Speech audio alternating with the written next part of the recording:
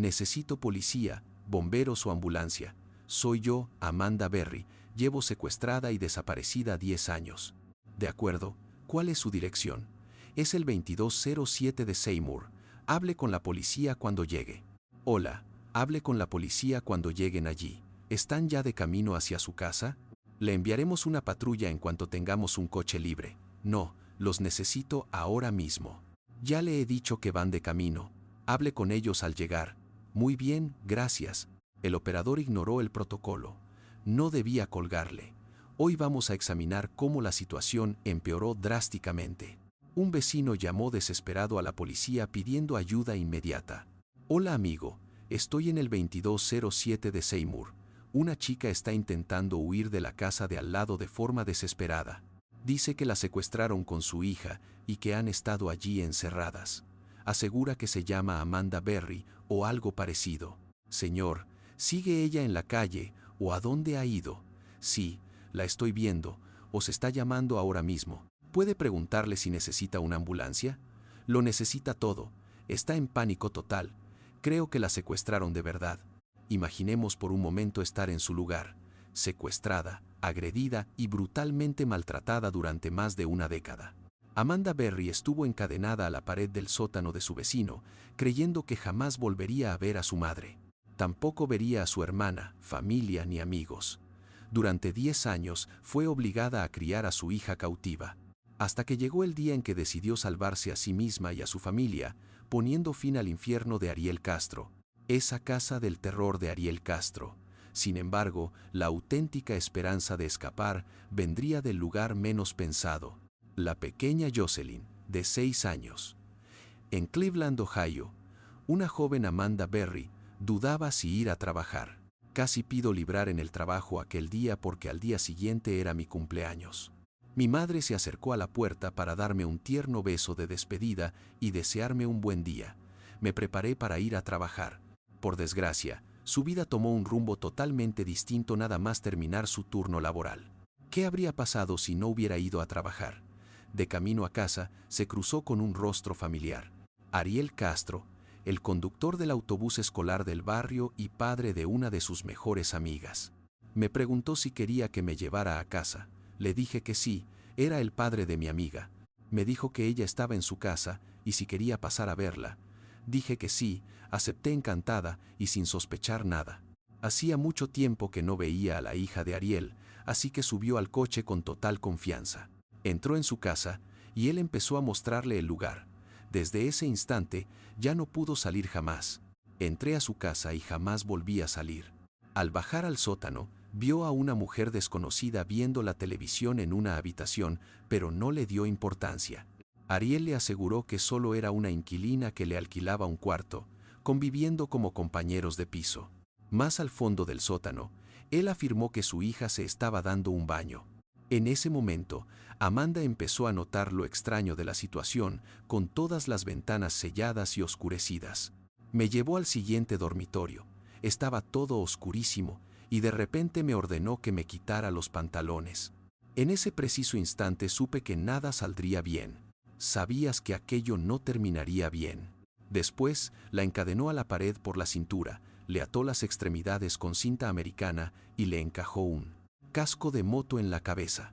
Subió la radio a tope para tapar sus gritos y en ese instante ella vio que Michelle Knight, la chica de la otra habitación, también estaba encadenada y simplemente las dejó allí, a oscuras.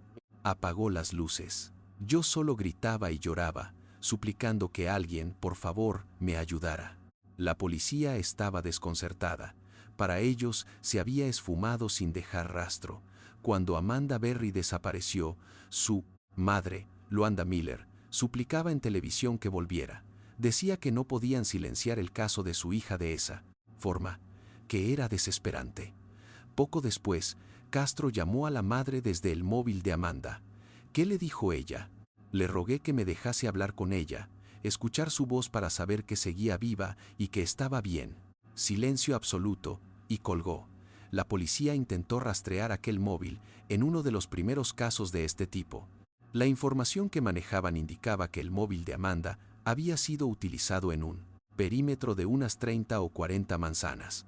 Pasaron una semana entera vigilando sin descanso, esperando que volviera a usarlo, pero Castro lo sabía.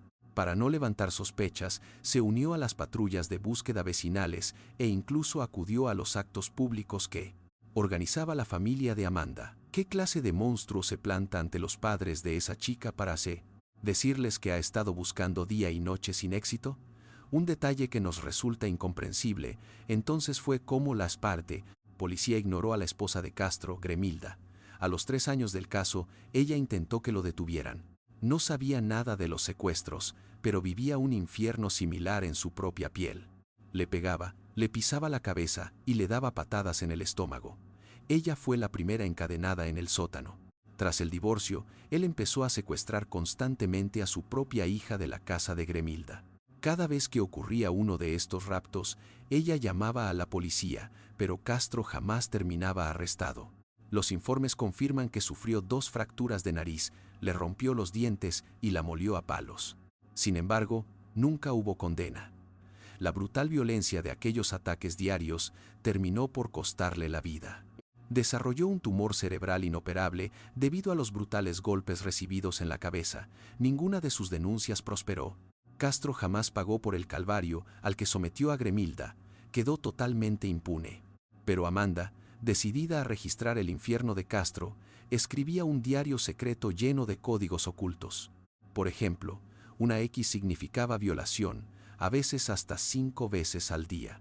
Yo siempre escribía esos números arriba de las páginas, pensando que tal vez, algún día, las autoridades lo acabarían leyendo y, por fin, pagará por todo lo que hizo.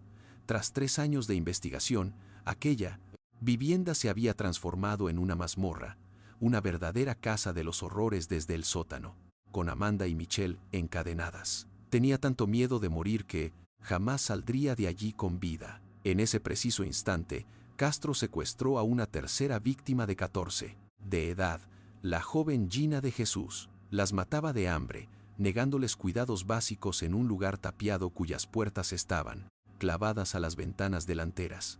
Los cerrojos que bloqueaban las salidas estaban cortados, y aunque esto pueda parecer una ventana normal desde fuera, en realidad cada cristal fue sustituido por plexiglás reforzado, y como Castro extendió el calabozo a toda la casa. Cada chica tenía su propia habitación con televisión. Las noticias empezaban a las 5:30. Día tras día, consumía mucha televisión. Tras el secuestro de Gina, la policía por fin conectó los cabos. Entre los 2 casos, emitieron incluso un programa dedicado a ellas en America Most Wanted. Amanda Berry se esfumó en abril del 2003. Gina de Jesús, de 14 años, salió de clase pero nunca volvió. En ese episodio apareció su madre, pidiendo ayuda, lo que dio esperanzas a Amanda. Se prometió a sí misma: volveré a casa contigo, mamá, no me rendiré. Mientras tú luches, yo lucharé. Durante 3 años, Louana Miller buscó desesperadamente a su hija. Pasaban las Navidades y decía: mi pequeña no vuelve, estará viva o tirada en algún sitio. En aquel doloroso momento, el programa preferido de Amanda era el show de Montel, en especial la sección de la vidente Sylvia Brown. No me la perdía nunca en el show de Montel. Ojalá mi madre vaya allí, pensaba, para que le diga que sigo viva y que estoy bien. El caso despertó un enorme interés mediático y, al final, Louana recibió aquella ansiada invitación. Pudo consultar a Sylvia Brown sobre su hija, pero la vidente sentenció con frialdad: no creo que vuelvas a verla. Está muerta, en el otro lado. Aquella afirmación devastó por completo a Louana, al igual que a la cautiva Amanda. Me derrumbé a llorar. Era incapaz de creerlo. Ambas se sumieron entonces en un largo y oscuro túnel depresivo. Louana retiró las fotos de su hija que había repartido por toda la ciudad. Perdió la fe, pero la gran tragedia es que la madre moriría antes de ver libre a Amanda. Aún así, su último esfuerzo fue reactivar la búsqueda de su pequeña una última vez. En el fondo de su alma, se negaba a creer que se había ido. Fue lo más duro. Mi madre siempre luchó por mí y sé que jamás se habría rendido. Saber que cayó enferma y yo no pude estar allí para cuidarla ni aliviar su dolor en sus últimos días. Creo que todos sabían que murió de pena, y entonces En lo que solo puede describirse como un irónico giro del destino, Amanda se quedó embarazada justo cuando su madre fallecía a miles de kilómetros. Como en el caso Fritzl que ya analizamos, Amanda vio la llegada de su bebé como un milagroso regalo materno y sintió esperanza tras años de oscuridad. Pero Castro seguía usándolas como esclavas sexuales. Como consecuencia, Amanda, embarazada, dio a luz a su hija Jocelyn, la luz brillante que hacía soportable aquella oscuridad y le daba una razón. Para seguir viviendo, Amanda la llamó Jocelyn y Castro la mandó al sótano con las chicas. Es su hija, ¿sabes? ¿Cómo me siento con eso?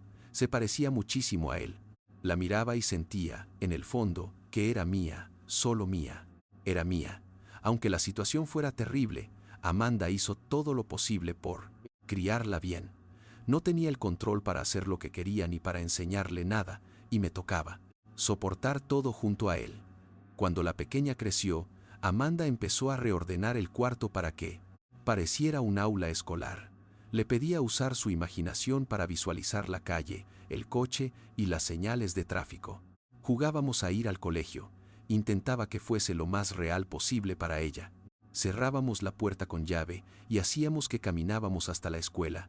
Cruzábamos calles y le decía que parase con el semáforo en rojo y mirase a ambos lados. Y cuando por fin llegábamos a "Te quiero, que tengas un buen día", y luego me convertía en su profesora. Esta es la reacción de la hija de Ariel. Esta reacción tras ver una foto de Jocelyn. De repente, él me enseñó una foto que tenía guardada en el móvil. Y le dije, "¡Qué mona! ¿Quién es?". Él me contestó, "Es la hija de mi novia". Entonces le dije, "Papá, esa niña se parece a Emily, mi hermana pequeña". Quizás ella comenzó a sospechar. Ella sospechó algo, pero no podía imaginar hasta dónde había sido capaz de llegar su padre para quedarse con esa niña. Y aquí es de donde vienen los sentimientos de Castro. Por muy monstruo que fuera, adoraba de verdad a su hija. No quería que viviera toda su vida en cautiverio. Al final, él nunca le hizo nada, nunca le puso una mano encima a Jocelyn. Así que empezamos a sacarla fuera, primero al patio interior y luego a parques. Un día incluso pudo sentir la luz del sol en la cara por una rendija de la ventana. Fue lo más hermoso. Sentí que ese era su sitio. Por aquellos días, la pequeña Jocelyn empezó a dudar cada vez más sobre las cadenas, de las cadenas y grilletes que obligaban a llevar a su madre, por lo que decidieron llamarlas pulseras. La niña tenía unos 2 o 3 años. Y finalmente, decidió quitarme las cadenas del todo. Todo aquello fue posible gracias a Jocelyn. Mientras Amanda y Jocelyn intentaban sobrevivir en aquel infierno, el tiempo seguía corriendo sin piedad en el mundo exterior. Y tras 10 años y la dolorosa muerte de Luana, su hermana Beth era la única que seguía buscando a Amanda. "Espero que esté bien en algún sitio. No importa cómo, solo vuelve a casa". Seguían esperando con el corazón en un puño. La policía y el FBI buscan los restos de la adolescente Amanda Berry. Ocurrió hace exactamente 7 años. 8 años. Luego 9 desde que Amanda Berry y Gina de Jesús desaparecieron. Hoy se cumplen ya 10 años. La adolescente de Cleveland desapareció con solo 16 años. Quienes la conocían se reunieron para recordar su rostro. Acompáñame a esta esquina donde la familia de Gina se reunía. Tras tanto tiempo, muchos pensaban lo peor. Nunca las encontraremos. Están muertas, se han ido para siempre. Pero como tú y yo sabemos, todo cambió la mañana del 6 de mayo de 2013. Era un día cálido. La salvación iba a llegar del rincón más inesperado. Jocelyn, de solo 6 años. Su hija le dijo algo que cambiaría la vida de ambas para siempre. "Mamá, el coche de papá no está". Mi corazón se disparó. ¿Me arriesgo? Sí, voy a hacerlo. Tiene que ser ahora. Era su única oportunidad, seguramente la única que tendría en su vida, porque por primera vez, él se olvidó de cerrar la puerta. Jamás en 10 años había pasado algo así. Me dije, vale, ahora solo tengo que salir corriendo por la puerta mosquitera y seré libre. Pero no pasó. Como todo lo demás en aquella casa, la mosquitera estaba cerrada por fuera, pero empujando con todas sus fuerzas, Ana logró abrir un hueco estrecho. Saqué la mano, agitándola desesperadamente y gritando, "Por favor, que alguien me ayude, soy Amanda Berry". Empezó a golpear y a empujar con rabia, como si le fuera la vida en ello. Charles Ramsey, el vecino de Castro, estaba en su porche.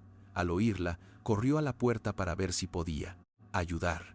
Ella suplicó: «Sácame de aquí». Él empezó a tirar de la puerta, intentando abrirla, pero no había manera de abrirla, así que le dio una patada. Y entonces salió Amanda. «¿Qué hacemos ahora, verdad? Llamar de inmediato a la policía. Por favor, ayúdenme. Soy Amanda Berry. Llevo 10 años desaparecida, pero ya estoy libre y la policía viene de camino. Vienen hacia aquí. Dice que la secuestraron a ella y a su hija pequeña y que han estado encerradas todo este tiempo. Pregúntale de inmediato si necesita asistencia médica. Lo necesita todo, está en estado. De verdad, creo que estuvo cautiva. Soy Amanda Berry, salí en los telediarios durante los últimos 10 años. Entendido, tomo nota. ¿Y cómo has dicho que se llamaba el secuestrador? ¿Ariel? ¿Cómo va vestido? No lo sé, ahora mismo no está en casa. Se llama Ariel Castro y ella es Amanda Berry. Estaba aterrorizada. Que hubiera gente en la calle no garantizaba que él no me hiciera daño. Estamos llamando a emergencias. Yo también. La operadora me pedía que colgara y esperase a la policía. Pero tengo a Amanda Berry justo delante de mí. Espera, yo creía que estaba muerta. Amanda Berry. Nadie daba crédito a lo ocurrido. Cuando los agentes llegaron, ella estaba completamente pálida. El oficial le confesó que llevábamos muchísimo tiempo buscándola sin descanso. Aquellos policías no podían asimilar que siguieran con vida. Fue como un brutal bofetón de realidad. Madre mía, de verdad estaba viva. Y de repente nos suelta que hay 2 chicas más allí dentro. Las encontramos. En cuanto las vi, supe que era real. Por fin se había acabado. Eran libres. Tras el rescate, Amanda sacó con cuidado un folleto de búsqueda que guardó durante años. Confesó que a veces lo olía para sentir a su madre, porque ella misma lo había sostenido. Te rompe el alma por completo. Cuando llegó su hermana, Amanda no pudo contener la emoción y se lanzó a sus brazos llorando. Estaba extremadamente delgada y con el pelo muy corto, pero seguía radiante. Tras salvarlas, los investigadores registraron a fondo la casa y hallaron una nota de confesión del propio Castro, pero necesitaban asegurar su condena. Aquí es donde los diarios secretos de Amanda cambiaron el rumbo. Ella anotó cada traslado de las chicas, cada movimiento forzado sumaba un nuevo cargo de secuestro, y cada una de las agresiones sexuales que sufrió quedó minuciosamente registrada en la esquina de la página. Gracias a sus notas, la fiscalía pudo acusarlo formalmente de 977 cargos, con 446 violaciones. El monstruo fingió ser la víctima. Alegó que tenía una adicción y que las retuvo sin querer. Amanda no podía creer semejante descaro. ¿De verdad alguien piensa que me habría quedado allí 10 años si hubiera podido escapar a mi casa? Obviamente no. Me tuvo encadenada 10 dolorosos años. Ellas sobrevivieron, pero Castro apenas duró un mes. Un día en prisión antes de quitarse la vida. En su diario culpaba al acoso de otros presos, como la causa principal de su decisión, aunque le hubieran robado 11 valiosos años de su vida. Amanda encontró su mayor consuelo en el único milagro de su cautiverio, su hija Jocelyn. No quiero que sienta jamás que nació por error. Ella está en este mundo porque es un ser extraordinario. Hoy en día, Amanda salva vidas continuando el legado de su madre, esforzándose al máximo cada mañana. Sigo la labor de mi madre, que luchó sin descanso por mí. Ahora colaboro con un canal local, buscando a menores y adultos desaparecidos de la zona. Es mi misión personal ayudar en estas búsquedas. Quiero dedicarme a algo con verdadero sentido para mí. Soy una persona corriente que solo busca hacer de este mundo un lugar mejor. Hola, habla Herb. Hola papá. Sí, Betty, ¿estás bien? La estremecedora llamada que van a escuchar a continuación es de Beth Stauffer, de tan solo 8 años, secuestrada junto a su madre en 1980. El secuestrador le permitió llamar a su padre y el FBI lo grabó.